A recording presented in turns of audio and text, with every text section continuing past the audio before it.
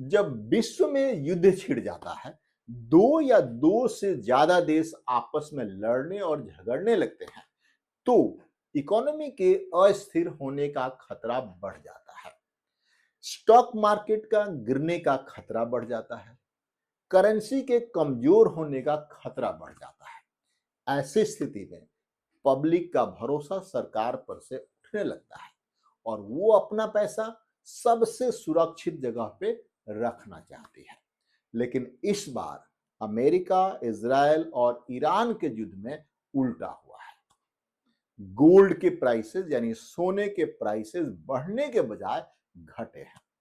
उसके कुछ अलग ही रीजन है जो मैं आप लोगों को यहां बताने जा रहा हूं। पहला रीजन था कि यूएस का जो फेडरल रिजर्व है, इंटरेस्ट रेट को ऊपर रखा। यानी इन्वेस्टर्स को लगा कि अब गोल्ड से पैसा निकाल करके यूएस मार्केट में इन्वेस्ट किया जाए तो वहां से हमें रिटर्न ज्यादा मिलेगा। और इन्वेस्टर्स ने यही किया, गोल्ड से पैसा निकाला यानी गोल्ड को सेल करा। इससे गोल्ड की सप्लाई बढ़ी और उसकी प्राइसेस नीचे आई। दूसरी बात मैं आपको बता रहा हूं कि डॉलर का मजबूत होना।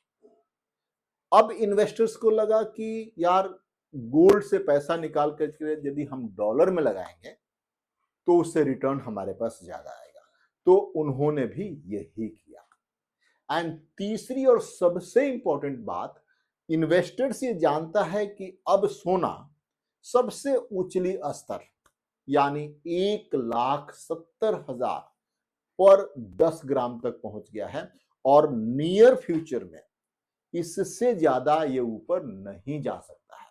इसलिए जिन्होंने यानी जिस इन्वेस्टर्स ने सोने को कम दाम पे खरीदा था उसको उन्होंने बेच दिया। यानी अगेन सोने को बेच दिया, सप्लाई बढ़ा और उसकी प्राइसेस घट गई। और ऐसी स्थिति में आप देख सकते हैं कि सबसे ज्यादा जो मरा है, सबसे ज्यादा जिसको नुकसान हुआ है वो है मिडिल क्लास, जो सोने पे सबसे ज्यादा भरोसा करता है। उसने खरीदा 1,70,000 के आसपास और आज सोना बिक रहा है 1,40,000 के आसपास। यानी 14-15% का घाटा एक मिडिल क्लास आदमी के लिए हो रहा है।